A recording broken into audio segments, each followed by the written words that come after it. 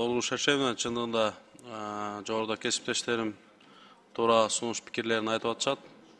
Бүгүнкү күндө эң стратегиялык маанилүү бир тармакты жетектеп барып атабыз. Ишиңизде ийгиликтер болсун.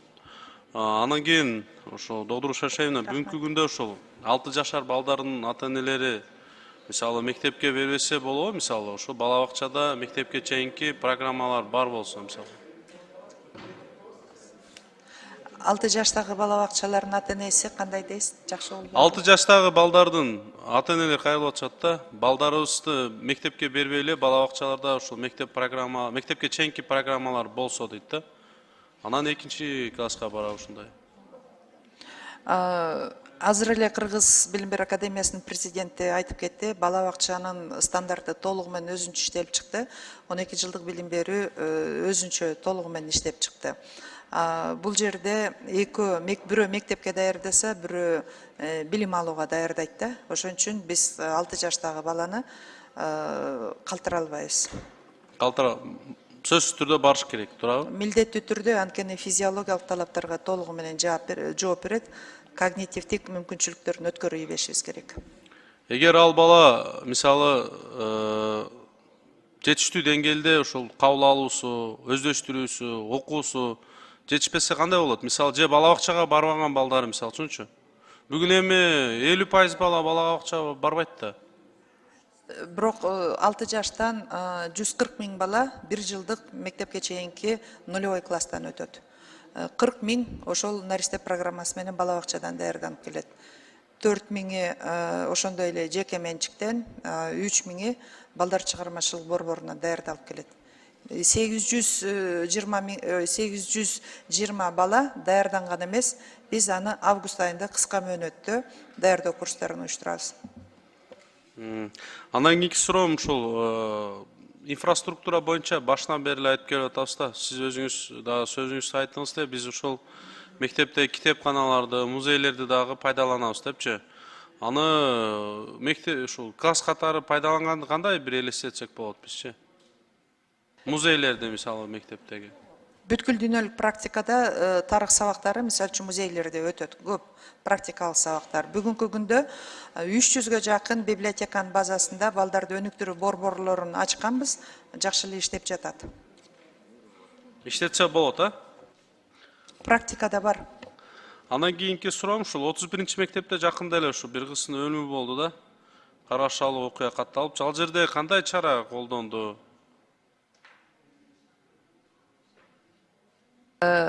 МВДнын министринин орун басары отурат, анан толук айтып берет.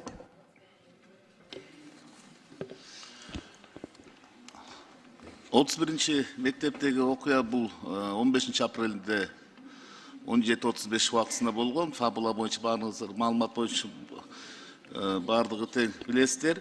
Бул жерде Ички иштер министрлиги тарабынан 15 апрелинде тергөө чейинки текшерүүнүн жыйынтыгында Кыргыз Республикасынын кылмыш жаза кодексинин 131-несинин 3-бөлүгү этиятсыздыктан адамдын өлүмүнө алып келген ден соолукка оор залал келтирүү менен 03-001-25-001-370 сандуу кылмыш иши козголуп, азыркы учурда соттук медициналык, биологиялык жана башка тиешелүү экспертизалар дайындалып, окуяга күбө болгон жарандар, окуучулар жана мугалимдер суралууда.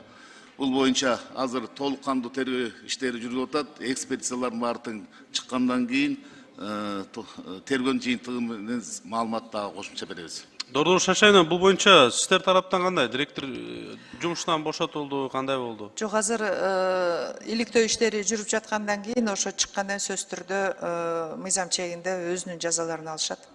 Далилденгенде. Анан ушул Бишкек шаарында эле жал боюнча дагы 74-мектепте катталды эле. Баланын өлүмү боюнча. Бул боюнча тергөө менимче аягына чыкты окшойт. Кимдер кандай жазага тартылды? 72 мектеп жөнүндө айтып атасыздар. Ооба, жалда. Бул боюнча башында ушу опузалап талап кылуу боюнча иш козголгон.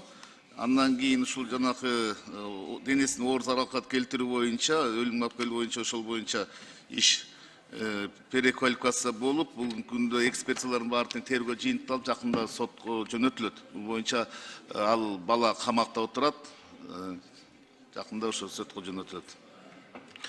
Анан кийин Додуруш Шашевна жогоруда бир топ кесиптештерим айтып кетти да, ошол техникалык кызматтарды ээлеген ушу мектептеги бир ставка менен иштеген жарандарыбыз 10 000 сом айлык акыга. Бүгүнкү күндө бул менен бир жашоо кечирүү чындыгында оор да.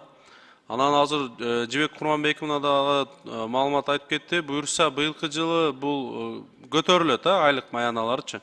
Ошол эле учурда СОС педагогтор менен бул баягы организатор завучтар, тарбия иштери боюнча завучтар, булардын да айлыктары көтөрүлөбү буюрса? Күн тартибиндеги маселе азыр айрым айлыктарга ошол мораторий коюлган. Булар топ мопко кирбейт. Булар административдик кызматка киргендиктен методисттер, тарбия завучтары жана соцпедагогтор, бала бакчалардын башчылары административдик кызматка кирет. Күн тартибинде бар, бирок азыр көтөрөт деп айта албайм. Анан кийин Додуруш Шашевна, бул биринчи эме окуу үчүн шарт түзүш керек да. Биздин бир топ мектептерибизге кайрылдым эле. Кара Сууда ошол Кенжекул айылында Топчубай Юнусов орто мектеби бүгүн жылуулук системасы аябай иштебейт. Андан кийин ошол Наваи атындагы орто мектеп Кашкар кыштак Ала Тоо айыл өкмөтүндөчү. Бүгүнкү күндө мен кышындасы бардым, өзүм ушу куртка менен ал жерде үшүп отурат да, балдар ал жерден кандай билим алат билбейм. Ушуну карап көзөмөлүңүзгө алып койсоңуз, рахмат.